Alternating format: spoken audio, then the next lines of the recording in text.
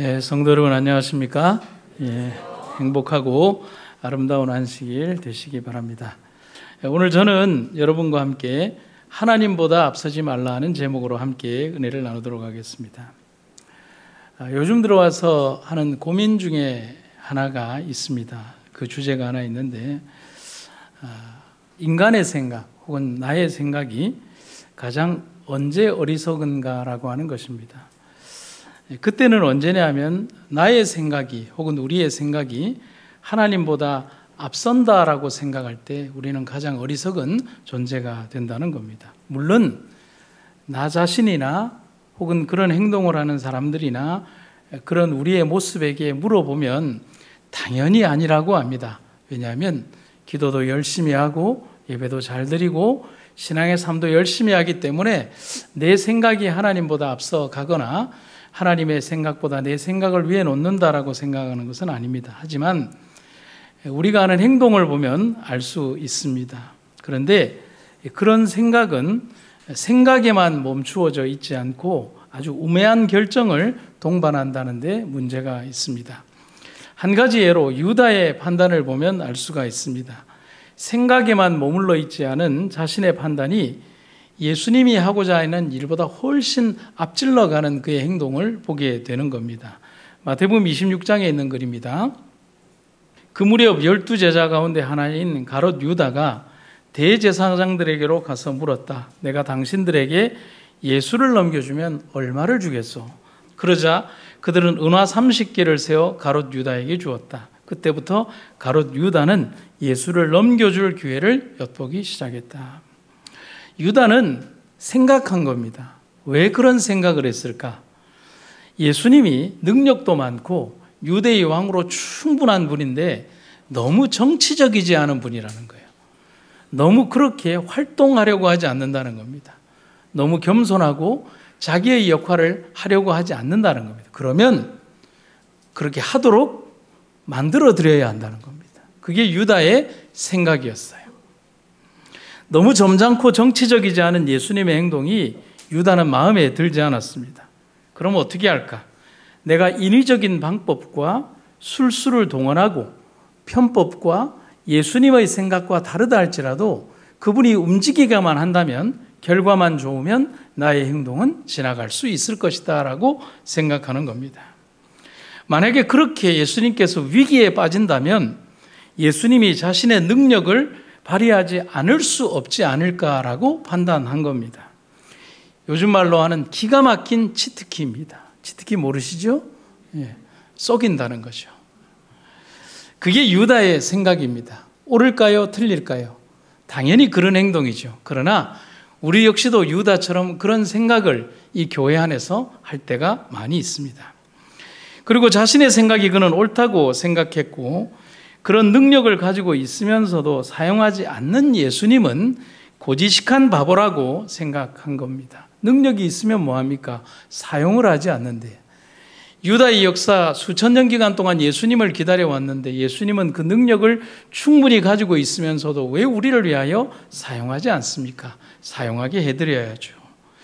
그리고 그는 그의 일을 한 것입니다. 하지만 얼마나 잘못된 생각입니까? 하나님은 이미 수천 년 전에 이미 우리들에게 하신 말씀이 있습니다. 교만은 패망의 선봉이고 거만한 마음은 넘어짐의 앞잡이다. 우주의 먼지보다도 적은 인간의 존재가 하나님의 생각보다 낫다고 생각하는 것 자체가 얼마나 무섭고 우스운 생각일까요? 여러분 그런 생각이 참 웃기는 거지 않습니까? 예전에 저희 교회에 어린이집이 있었는데 어린이집 아이들이 대화하는 걸 보면 기가 막힙니다. 그 안에 대통령도 있고요. 그 안에 시장도 있고요. 그 안에 법관도 있어요. 그리고 그 안에요. 이권 다툼도 있고요. 그리고 그 안에 조직 폭력배도 있어요. 윤지사님 안 그래요? 그렇죠? 그 안에 작은 사회들이 나름대로 있어요. 그런 사회 속에서 그런 아이들의 대화하는 모습을 어른의 입장에서 보면 이건 우리가 흔히 하는 말로 가짠치도 않은 거죠. 그런데 그들은 뭐 한 거예요? 굉장히 심각한 거예요. 그러고 나서 자기들 나름대로 굉장히 여리껏 어떤 생각을 한 다음에 선생님에게 와서 논리에 맞지 않는 얘기를 자기들은 굉장히 논리적이라고 생각하고 선생님을 설득하는 광경을 많이 보게 된 겁니다. 만약에 그런 생각에 사로잡히면 우주의 중심이 하나님이 아닌 나 자신이 된다는 겁니다. 내 생각은 항상 옳고 나의 판단은 언제나 옳고 내 결정이 하나님보다 우선이라고 생각하게 되는 겁니다. 하지만 아닙니다. 여러분, 개미가 가는 길을 한번 잘 보십시오. 자기들이 똑바로 간다고 하지만 개미들이 줄지어 가는 길을 보면 이렇게 구부러진 상태로 갑니다. 그런데 그들에게 한번 대화 한번 해보시죠. 그러면 그들이 뭐라고 하냐면 우리는 똑바로 가고 있다라고 분명히 얘기를 할 겁니다. 그런데 그 길을 볼 수 있는 존재는 어떤 존재죠? 큰 존재, 그들보다 엄청나게 큰 존재, 길의 한 부분을 보는 게 아니라 길 전체의 사방에 몇십 배를 볼 수 있는 존재가 보면 바른지 그른지를 알 수 있다는 거죠. 여러분, 우리의 존재가 개미와 같다고 생각을 하면 우리가 가는 길이 옳다라고 하지만 옳지 않았어요. 여러분, 다메섹 도상 이전에 사울이 옳았습니까? 옳았죠. 누구 판단 기준으로 보면? 자기 판단 기준으로 보면 옳았죠. 그런데 다메섹 도상 이후에 보니까 자기가 옳았나요? 글렀나요? 아주 그런 행동을 했다는 것이죠. 자기의 판단으로 봤을 때 너무 의로웠던 그의 행동이 예수님을 만난 이후에 예수님의 눈으로 보니까 그것은 정말 가서는 안 되는 길을 갔다는 것입니다. 개미는 보지 못해도 개미보다 수만 배 큰 인간은 본다는 것입니다. 그게 바로 하나님과 인간의 차이인 것입니다. 결국은 우리는 여기에서 한 가지에 도달해야 되는데 이렇게 도달하는 겁니다. 그래서 우리는 하나님께 굴복해야 합니다. 그리고 겸손해야 합니다. 성경 속에서 신앙적으로 실패를 하는 참 많은 이들의 삶은 똑같은 그런 패턴을 보여줍니다. 여러분, 성경에서 실패하는 사람들의 이야기를 보면 그들이 악해서라기보다는요, 잘못 판단하고 잘못 생각하고 그리고 잘못된 길을 가서 그런 결과를 가지는 것을 봅니다. 사울이 그랬고요, 또 다른 많은 사람들이 그랬습니다. 본인은 하나님께 충성한다고 하지만 항상 인간적인 술수나 판단, 인간의 지식과 얕은 꾀를 이용하려고 할 때 우리는 하나님의 뜻과 다른 길을 가게 된다는 것입니다. 재림교회의 역사에서도 보면 옛날에 배틀크릭 위생병원과 시조사가 불에 탔던 적이 있습니다. 그 역사에서도 하나님께서 선지자를 통하여 하지 말라고 하는 일들, 그들의 생각이 아닌 하나님의 뜻을 그릇되는 일들을 했기 때문에 하나님께서는 당신의 기관을 불태우셨다는 사실인 것이죠. 하물며 인간의 생각이 하나님의 뜻과 배치될 때 우리는 항상 하나님 앞에 그 뜻을 묻는 자세가 필요하다는 것입니다. 여러분, 우리는 그러한 무서운 사단의 유혹으로부터 이겨나가는 그런 사람들이 되어야 합니다. 오늘 사무엘의 이야기를 좀 할까 합니다. 사무엘상 15장 16절부터 23절에 보면 아말렉과의 전쟁에서 하나님의 은혜로 왕이 되고 또 승리를 거두게 된 사울을 대하면서 사무엘이 아주 엄중히 절책하는 글이 나옵니다. 전쟁에서 이겼는데 사울은 사무엘로부터 엄청난 질책을 당합니다. 그런데 그 내용에 우리가 분명히 기억해야 되는 교훈이 있습니다. 좀 긴 구절이지만은 천천히 한 3등분으로 나누어서 읽도록 하겠습니다. 특별히 노란색 글씨를 좀 잘 보시기 바랍니다. 쉬운 말 번역으로 읽도록 하겠습니다. 사무엘이 사울을 책망했다. 그만 멈추시오. 지난밤에 주께서 내게 하신 말씀을 들어보시오. 사울이 대답했다. 말씀하십시오. 당신은 한때 스스로를 하찮게 생각했지만 이제는 이스라엘 모든 지파의 우두머리 왕이 되었습니다. 주께서 당신을 이스라엘의 왕으로 세우셨기 때문입니다. 여기에서 조금 부연적인 설명을 하면 사울을 왕으로 세우셨던 이유는 스스로 낮아졌던, 스스로를 하찮게 생각했던 그의 겸손 때문에 그가 우두머리가 되었다는 사실을 사울이 얘기하는 겁니다. 주께서 당신을 이스라엘의 왕으로 세우셨습니다. 주께서는 당신을 왕으로 세운 뒤 당신을 아말렉 사람들에게 보내면서 말씀하셨습니다. 가서 저 악한 아말렉 사람들을 모조리 멸망시켜라. 그들을 하나도 남김없이 모조리 쓸어버려라. 그런데 당신은 왜 주께 순종하지 않았습니까? 여기에서 그는 아말렉의 왕을 살려줬고요. 전부 다 멸하라고 하는 짐승 중에서 일부 좋은 것은 남겨두었습니다. 약탈하는 데만 급급하여 왜 주께서 보시기에 악한 일을 저지른 것이요. 그런데 분명히 질책을 받고 있는데 사울이 뭐라고 얘기를 합니까? 저는 분명히 주의 명령에 복종했습니다. 여러분, 두 대화가 충돌할 때는, 시시비비가 있을 때는 오른쪽과 그른쪽이 있습니다. 문제는 이 시시비비의 대상이 인간과 하나님이 충돌할 때 과연 그러면 하나님이 틀렸을까요? 아니죠. 사울이 분명히 틀렸습니다. 그런데 사울이 선지자를 통하여 하나님에게 하는 말을 보면 사람들의 생각이 이렇게 죄지을 수 있다는 사실을 우리는 보게 되는 겁니다. 저는 분명히 주의 명령에 복종했습니다. 문제는 거짓말임에도 불구하고 죄에 길들여지면 그 자신의 거짓말을 인지하지 못하게 되는 거죠. 주께서 명령하신 대로 나가서 싸웠고 아말렉 사람들을 다 죽였으며 그들의 왕인 아각도 사로잡아 왔습니다. 사로잡으라는 명령 없습니다. 병사들이 빼앗은 양들과 소들 중에서 가장 좋은 것들을 가져오긴 했지만 살려두라는 명령도 없습니다. 그것은 길갈의 성소에서 주께 제물로 바치기 위한 것이었습니다. 여기에 분명한 사무엘의 질책이 그 위에 나오는데 조금 이따 읽겠습니다. 사무엘이 다시 사울을 책망했다.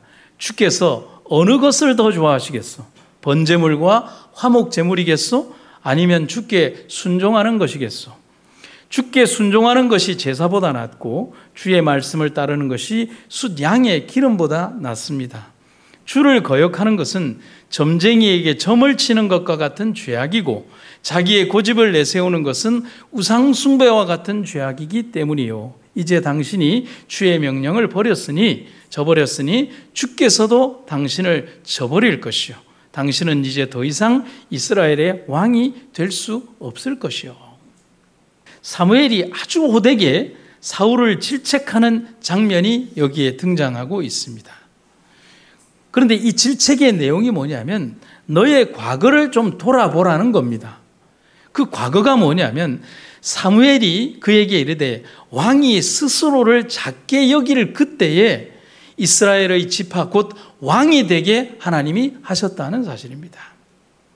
사울이 왕이 될 수 있었던 것은 어떤 때요? 스스로 나 자신을 낮추고 작게 여겼을 때라는 말인 겁니다. 우리는 여기에서 가장 중요한 교훈을 알 수 있는 겁니다. 작게 낮추고 스스로를 낮춘다는 것은 뭐죠? 하나님보다 절대로 앞서 나가지 않는다는 겁니다. 하나님의 결정과 절대로 배치되지 않는다는 겁니다. 하나님의 뜻을 꺾기 위하여 온갖 술수와 모략으로 어떤 언어적인 유희를 하지 않는다는 것을 말하는 겁니다. 그때 하나님께서 당신을 이스라엘 가운데 가장 높이 두셔서 왕으로 삼으셨습니다. 사무엘의 말입니다. 스스로 보잘것없는 존재임을 하나님도 알고 사울도 알 때 하나님께서 그를 높이 세우신 겁니다. 문제는 오늘의 사울은 자신을 그렇게 생각하지 않고 있다는 겁니다. 사울은 내가 이 정도는 해도 된다는 겁니다. 그래서 아말렉의 왕인 아각을 살려줍니다. 그리고 짐승들을 전부 다 진멸하는 게 아니라 나중에 등장하는데요. 어떻게 하느냐면 약하고 낡아 빠지고 늙은 것들은 다 죽이고 살찌고 좋은 것들은 가져옵니다. 그럼 그런 행동을 하는 겁니다. 그래서 사무엘이 얘기하기를 왜 하나님께서 명령하신 대로 하지 않고 약탈을 하는 데만 당신의 모든 것을 쏟습니까? 라고 얘기를 하고 있는 겁니다.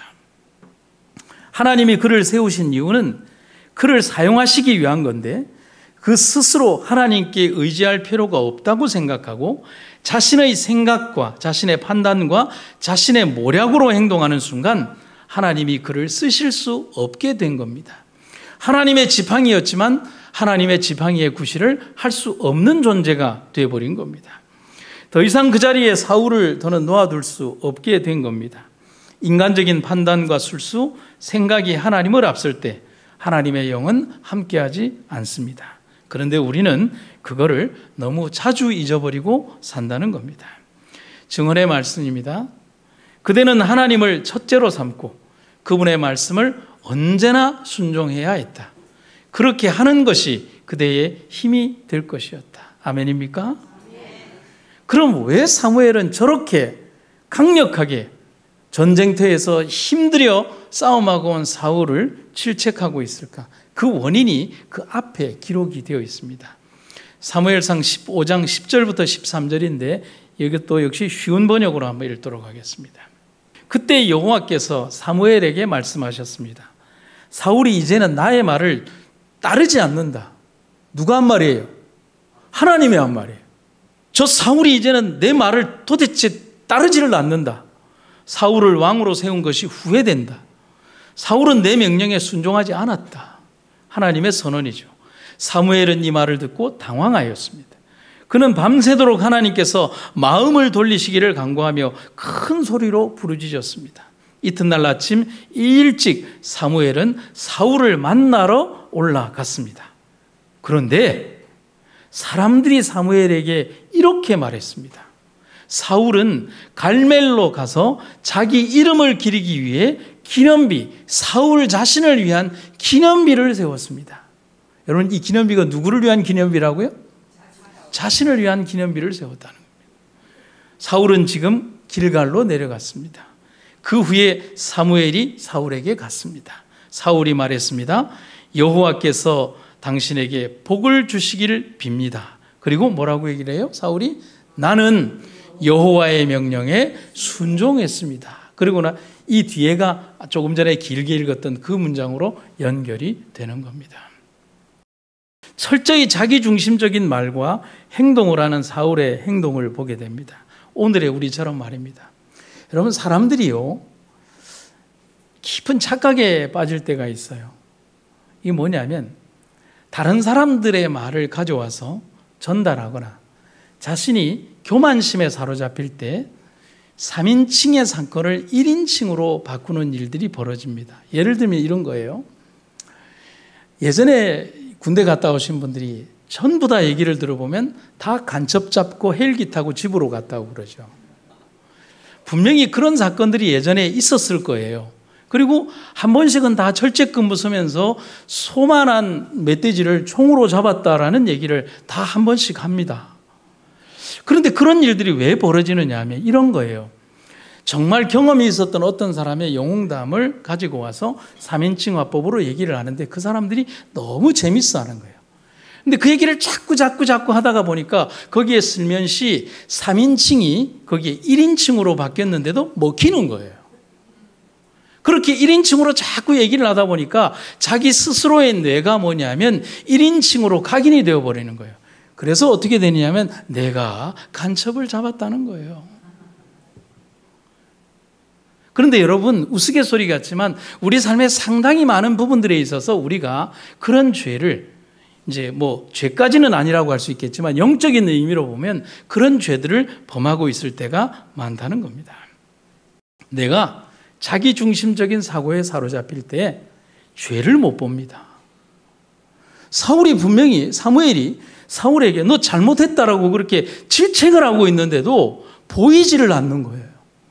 여러분, 죄가 이렇게 무서운 거예요. 우리는 흔히 다른 사람들에게 해를 끼치고 그리고 다른 사람들을 욕하고 그 사람의 돈을 빼들고 이런 것들만 죄라고 생각하지만 정말 우리를 병들게 하는 참혹한 죄는 내 자신에 깃들고 있는 그러한 나의 품성과 모든 것들을 잘못으로 이끌고 가고 있는 그 잘못된 나의 품성의 그 원인을 보지 못하는 그것이 가장 큰 죄라는 것입니다. 하나님 명령을 따라 사울은 모든 아말렉의 것들을 짐승이든지 사람이든지 다 진멸해야 했지만 그는 아각이라는 왕을 살려줬습니다. 그리고 짐승들 중에 약하고 쓸모없는 것들만 죽이면서 나 이렇게 하나님 명령대로 했습니다라고 하는 뭐죠? 서류식 신앙을 한 겁니다. 했잖아요. 주님 시킨 대로 했지 않습니까? 그리고 자신을 위해서는 살찐 소들을 잡아서 어떻게 하는 거예요? 자기의 기념비를, 자기의 재산을 늘리는 데 사용했다는 것입니다. 가장 중요한 자신을 위하여 자신의 이름을 드러내는 승전 기념비를 만들도록 한 것입니다. 그리고 사울이 다 당당하게 얘기를 합니다. 나는 그럼에도 불구하고 여호와의 명령에 순종했습니다. 여러분, 이 말은 상당히 무서운 죄를 내포하고 있는 겁니다. 한 번의 전쟁의 실수나 실패에 대해서 하나님께서 그에게 노하는 게 아니라 그의 마음속에 깃든 되돌이킬 수 없는 죄의 선택에 대하여 하나님께서 후회하셨다는 겁니다. 우리는 여기에서 사울을 그렇게 비난할 만한 자격은 없습니다. 크기에 문제가 있지만 우리 역시 자신의 이름 석자를 내는 것에 노력을 기울이고 자신들의 업적을 표현하는 데에 더 많은 노력을 기울이지는 않는지를 생각해 봐야 합니다. 여러분, 저희가 그 장막회나 혹은 특별히 이제 미주에 있는 장막회에 선교지 보고를 하면 외국의 선교사들이 와서 보고를 하는데 그 보고에 영상도 뜨지 않고 선교사 이름도 나오지 않고 선교사 사진이나 활동이 전혀 나오지 않으면서 블랭크 처리된 상태 가운데에서 음성도 약간 변조된 상태에서 나오는 선교사들이 있습니다. 위험 지역에 가 있는 선교사들입니다. 이번 야행회 때도 있었어요. 류 무슨 뭐 이렇게 이렇게 되어 있습니다. 그렇게 선교지 보고를 할 때면 회교 문화권에서 정말 위험한 곳에서 선교를 하는 선교사들은 목숨을 걸기 때문에 자신의 이름도 숨기고 영상이나 사진도 숨기며 보고를 합니다. 왜 그들도 다른 사람들처럼 당당하게 얼굴 보이고 나 이만큼 일했습니다라고 이야기하고 싶지 않겠습니까? 하지만 그들은 선교지를 위하여 자신의 모습을 감추어야 하는 겁니다.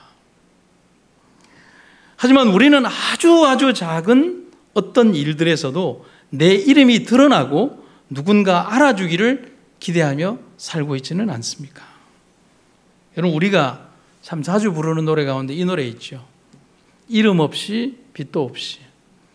여러분, 제가 왜 파워포인트의 배경과 글씨의 색깔을 아주 비슷하게 만들었을까요? 이름도 없고 빛도 없는 존재가 뭐하러 밝게 빛나야 하겠습니까?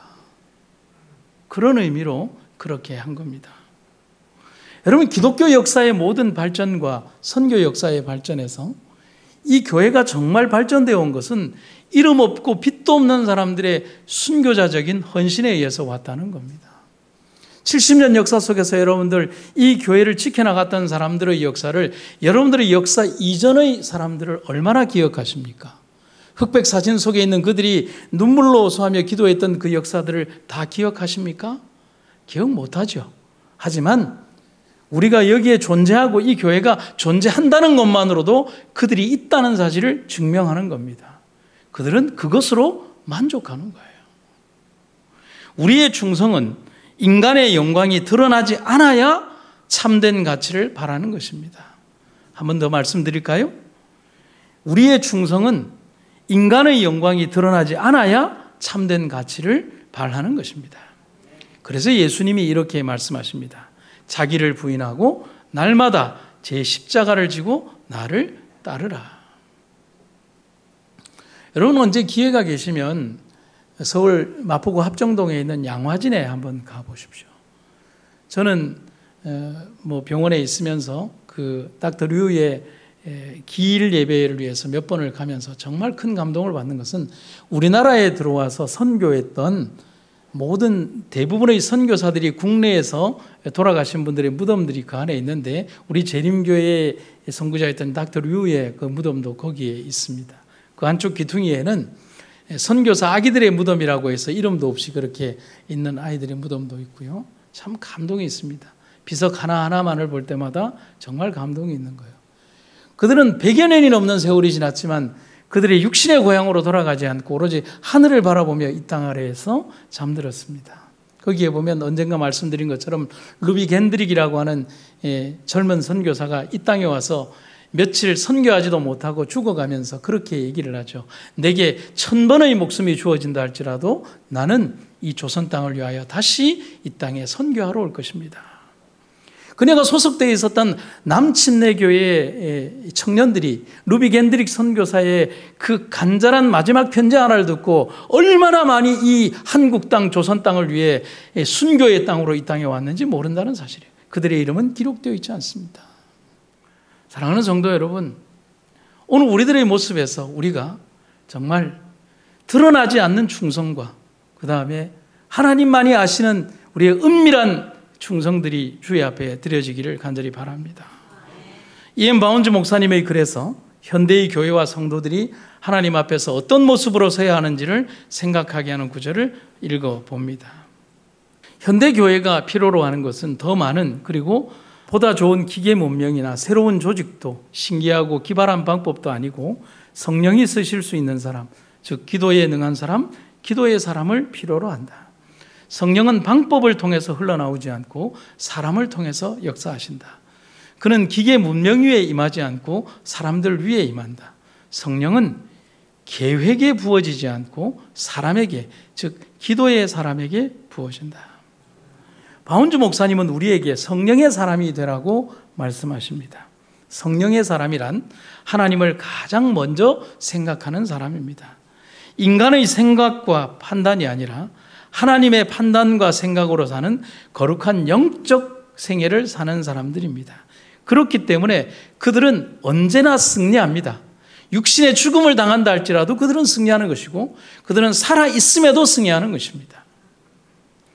사랑하는 성도 여러분, 하나님보다 앞서려고 하지 마십시오. 인간적인 판단과 얕은 생각으로 우리가 하나님의 사업을 하려고 하지 맙시다. 자신의 생각을 이루기 위해 인간의 생각으로 퍼즐을 맞추고 그림을 그리려고 나가서도 안 됩니다. 그래서 제가 요즘 가장 자주 하는 말처럼 하나님께 그냥 맡기십시오. 다윗은 간절히 원했지만 성전을 지을 수 없었습니다. 그것은 그의 몫이 아니었기 때문에 그렇습니다. 판단은 누가 하시는 거예요? 하나님이 하시는 거예요.